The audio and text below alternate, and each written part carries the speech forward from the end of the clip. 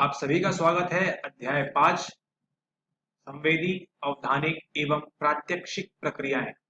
हमने देखा है कि इन टॉपिक से कई सवाल आ चुके हैं हमारे पीवाईक्यूज के पीडीएफ में हमने देखा है। तो स्वागत है आप सभी का आज के इस एडवांस लेक्चर में। इस अध्याय को पढ़ने के बाद हम क्या क्या सीख जाएंगे। हम सीखेंगे संवेदी प्रक्रियाओं के स्वरूप को समझ सकेंगे, अवधान की प्रक्रियाओं एवं प्रकारों की व्याख्या, कौन कौन से अवधान होते हैं, आकार एवं स्थान प्रत्यक्षण क्या होता है, इनकी समस्याओं का विश्लेषण भी करेंगे। साथ ही साथ हम देखेंगे प्रत्यक्षण में सामाजिक, समाज, संस्कृति ये हमेशा आएगी, इस बात का ध्यान रखें। इन कारकों की भूमिका की परीक्षा कर सकेंगे। ठीक है, आपका प्रत्यक्षण जिस प्रकार से है उस प्रकार से किसी जापान या चाइना के व्यक्ति का हो सकता है या नहीं हो सकता है। साथ ही साथ आपका जो प्रत्यक्षण है वो अमेरिका, रूस, चाइना इनके जैसा नहीं होगा। क्यों? क्योंकि क्या है, समाज और संस्कृति अलग हो जा रही है। दैनंदिन जीवन में संवेदी, सेंसेशन, अवधानिक, अटेंशन एवं प्रात्यक्षिक प्रक्रियाओं पर विचार करेंगे। तो ये सब देखने वाले हैं हम इस लेक्चर में। एक छोटा सा फास्ट परिचय देखते हैं। पहले हम क्या पढ़ चुके हैं कि हम किस प्रकार अपने ग्राहियों की सहायता से, ठीक है, अपने ग्राहियों की सहायता से बाह्य तथा आंतरिक परिवेश में उपस्थित विविध उद्दीपकों के प्रति अनुक्रिया करते हैं। ठीक है, जितने भी हमारे ऑर्गन्स हैं उनकी मदद से क्या करते हैं हम, इंटरनल, ठीक है, और एक्सटर्नल, या तो बाहरी या आंतरिक परिवेश में उपस्थित विविध उद्दीपक, जितने भी स्टिमुलस, उद्दीपक मतलब स्टिमुलस, जितने भी स्टिमुलस हैं उनके साथ हम क्या करते हैं, अनुक्रिया करते हैं, एप्लीकेशन करते हैं। ठीक है, मतलब अगर बाहर ठंड है तो हम क्या पहनेंगे, हम जैकेट पहनेंगे, और अगर बाहर गर्मी है तो हम क्या करेंगे, हम कॉटन के कपड़ों का इस्तेमाल करेंगे। छोटा सा एग्जांपल है समझाने के लिए कि किस तरह हम बाह्य परिवेश के साथ अपने इसमें काम करते हैं। ठीक है, और अगर हम आंतरिक की बात करें तो क्या हो सकता है, आंतरिक में हो सकता है कि अगर आपकी चीज चीज से डरे हुए हैं, किसी चीज का आपको भय है, ठीक है, तो उसके लिए क्या करेंगे, आप उस प्रकार से आप अनुक्रिया करेंगे, उस प्रकार से अपना व्यवहार करेंगे। ठीक है, यद्यपि उनमें से कुछ ग्राहियों का स्पष्ट रूप से प्रेक्षण, हम कुछ ग्राहियों को देख सकते हैं जैसे आंख और कान, बाकी हमारे क्या होते हैं, शरीर के अंदर पाए जाते हैं, जिनका प्रेक्षण बिना विद्युत अथवा यांत्रिक साधनों के नहीं किया जा सकता। ठीक है, तो आप बताएं कि क्या आपने कभी लीवर को देखा है, आपका जो लीवर होता है उसको देखा है, आपका जो पेट होता है, जो स्टमक होता है उसको देखा है, लेकिन फिर भी भूख लगती है तो क्या होता है, आपको सिग्नल मिलते हैं। इस अध्याय में आपका परिचय विभिन्न ग्राहियों से होगा, तरह तरह की ग्राहियां देखेंगे हम, जो बाह्य बाहरी रूप से एवं आंतरिक जगत से अनेक प्रकार की सूचनाओं का क्या करते हैं, संग्रह करते हैं। दृष्टि, देखना एवं श्रवण से संबंध कुछ रुचिकर प्रक्रियाओं के साथ साथ आंख एवं कान की संरचना एवं उनके प्रकारों पर विशेष रूप से ध्यान केंद्रित होगा। आप अवधान से संबंधित कुछ महत्वपूर्ण तथ्यों को भी जानेंगे। अटेंशन, आप अटेंशन कब होते हैं, ठीक है, उसकी बात हो रही है, जो ज्ञानेंद्रियों तथा संग्रहित सूचनाओं को ग्रहण एवं पंजीकृत करने में हमारी सहायता करते हैं। विभिन्न प्रकार के अवधानों का वर्णन उनको प्रभावित करने वाले कारकों के साथ किया जाएगा। कौन कौन से कारक होते हैं जो क्या करते हैं, अवधान को प्रभावित करते हैं।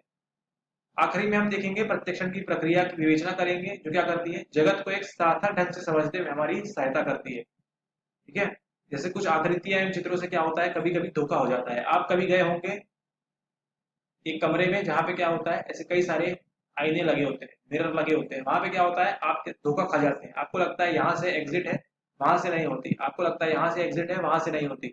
अगर आपने ये सीन नहीं देखा है तो जाके देखिएगा फिर हेरा फेरी पिक्चर में, उसमें जो राजू भैया है वो घुस जाते हैं एक ऐसे ही सर्कस में, और वहां पे उनके साथ मजेदार बात होती है। तो क्या होता है, आकृति एवं चित्रों में क्या होता है, धोखा खा जाते हैं। क्यों? क्योंकि हमारा जो प्रत्यक्षण है वो प्रक्रिया बराबर से नहीं करता।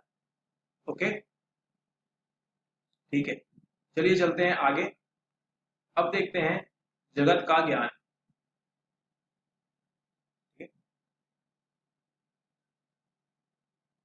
हम जिस जगत में रहते हैं वह वस्तुओं, लोगों एवं घटनाओं की विविधता से पूर्ण है। हमारे आसपास वस्तुएं भी हैं, लोग हैं एवं घटनाएं घटती रहती हैं। कहीं एक्सीडेंट हो गया, कहीं कोरोना हो गया, कुछ प्रकार की। आप जिस कक्षा में बैठे हैं उसको देखिए, आपके आसपास बहुत सी चीजें दिखाई देंगी। ठीक है, आपके आसपास की मेज, टेबल, कुर्सी, पुस्तकें, ये सब क्या है, बहुत सी चीजें हैं। क्या है, इनमें आकृति है, कोई काली है, पीली है, नीली है, इनमें आकार है, लंबी है, चौड़ी है, मोटी है, पतली है, रंग है इनमें। ठीक है, अलग अलग होते हैं। यदि आप अपने घर के दूसरे कक्ष में जाएं तो क्या पाएंगे आप? आपको मिलेगा बर्तन है, कढ़ाई है, अलमीरे, टेलीविजन, खाने पीने की सामान है। घर के बाहर जाएंगे तो क्या मिलेगा आपको? पेड़, जानवर, भवन, ये सब चीजें मिलेंगी। तो जैसे जैसे आपका परिवेश बदल रहा है, क्या हो रहा है? चीजें भी वहां पे बदल रही है। ठीक है। यदि आप कोई से पूछता है, किसी ने आपसे पूछा, ठीक है, किसी ने आपसे पूछा कि आप कैसे कह सकते हैं कि ये विविध प्रकार की चीजें आपके कक्ष या घर या बाह्य परिवेश में है, तो संभवतः आपका यह उत्तर होगा कि आप उन्हें अपने आसपास देखते हैं अथवा क्या करते हैं, उनको अनुभव करते हैं। ऐसा करने में आप प्रश्नकर्ता को बताना चाहते हैं कि विविध वस्तुओं का ज्ञान, इन सभी चीजों का ज्ञान कैसे हुआ? कोई चीज आपके घर के अंदर है, कोई आपके बाथरूम में है, कोई आपके किचन में है, और या फिर कोई आपके एनवायरमेंट, पर्यावरण में है, या किसी फॉरेस्ट में है। इन सब का ज्ञान आपको कैसे होता है? आपकी ज्ञान इंद्रियों से। आपकी जो ज्ञान इंद्रियां है, कौन सी? आंख, कान, इनकी सहायता से आपको मालूम पड़ता है कि ये चीज कहाँ की है, कक्षा की है, ये चीज बाथरूम की है, ये चीज किचन की है। ठीक है। आपको किसी जंगल में कढ़ाई रखी हुई नहीं मिलेगी अगर कोई पिकनिक ना बना रहा हो वहां पे, तो ठीक है। या आपको किसी के बाथरूम में आपको कढ़ाई दिखी नहीं मिलेगी। ठीक है। तो ये कैसे मालूम हुआ आपको? ये मालूम हुआ आपकी ज्ञान इंद्रियों से। ये ज्ञान इंद्रियां मात्र बाह्य जगत से ही नहीं, बल्कि हमारे अपने शरीर से भी सूचनाएं संग्रह करती है। ठीक है। हमारी, देखते हैं कैसे।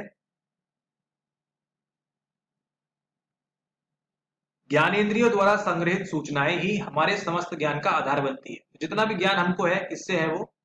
हमारी ज्ञान इंद्रियों से। ठीक है। हमारे ज्ञान इंद्रियों से हमको जितना भी ज्ञान है संग्रहित, है ना। ऐसा नहीं कि आज अपने आपकी आंख ने किसी को देखा तो उसको भूल गए, ऐसा नहीं। वो सूचना क्या हो गई? सूचना आपके दिमाग में खिंच गई, उसकी प्रोसेसिंग हो गई, और क्या हो गई? वो संग्रहित हो गई। ठीक है। और हमारे समस्त ज्ञान का क्या बनाती है? आधार बनाती है। ये बात ध्यान रखें। ज्ञानेंद्रियां वस्तुओं के विषय में विभिन्न प्रकार की सूचनाओं को पंजीकृत करती है, परंतु पंजीकृत होने के लिए वस्तुओं तथा उनके गुणों, क्या क्या, आकार, आकृति एवं रंग को हमारा ध्यान आकर्षित करने की क्षमता होनी चाहिए।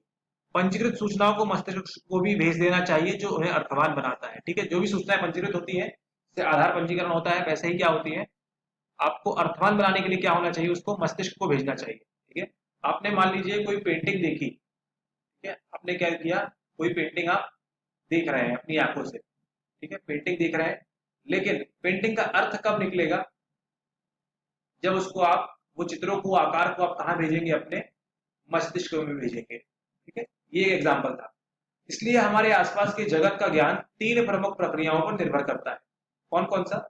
संवेदना, ठीक है, सेंसेशन, आपका संवेदना, आपने पेंटिंग देखी, ठीक है, आपके सेंस, मतलब आपकी आंख ने वो पेंटिंग देखी, सेंस हुआ आपको कि अच्छा पेंटिंग है वहां पे। अवधान, क्या होगा उस पेंटिंग में? या आप कोई चिड़िया देखेंगे, ठीक है, या कोई खूबसूरत कलाकृति देखेंगे, या कोई अच्छा सा कुछ आर्किटेक्चर देखेंगे, कुछ डायग्राम देखेंगे। जो भी आप देखते हैं, वहां क्या होगा? आपका अवधान चला जाएगा, आपका अटेंशन चला जाएगा कि अच्छा इस पेंटिंग में ये लड़की अच्छी है, या ये भैया अच्छे हैं, या ये कलाकृति अच्छी है, या ये डांसर अच्छा है।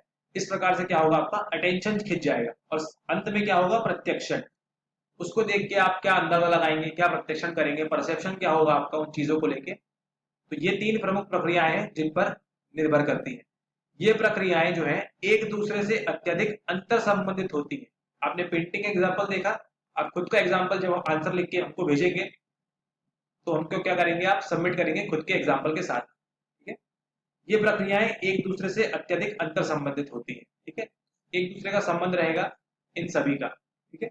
इसलिए इन्हें अधिकांशतः एक ही प्रक्रिया, संज्ञान के विभिन्न अंशों के रूप में समझा जाता है। ठीक है। ये एक ही प्रक्रिया है, संज्ञान, कॉग्निशन के विभिन्न अंशों के रूप में समझा जाता है। ठीक है। मतलब क्या क्या हुआ इसमें? आपका संवेदना, अवधान और प्रत्यक्षण। स अ प्र, ये तीनों क्या है? अलग अलग प्रक्रियाएं हैं, लेकिन साथ में मिलकर क्या होती है? ये एक प्रक्रिया बनाती है, जो क्या करती है? हमारे संज्ञान को बढ़ाती है और विभिन्न अंशों के रूप में इसको समझ सकते हैं। ठीक है। तो ये था हमारा बेसिक लेक्चर 1। तो अगले लेक्चर के लिए आपको जो एडवांस बैच के हैं उनको लिंक प्रोवाइड कर दी जाएगी। ऑलराइट। अगर आप हमारे एडवांस बैच से जुड़ना चाहते हैं तो व्हाट्सएप करें 9826992769। Thank you.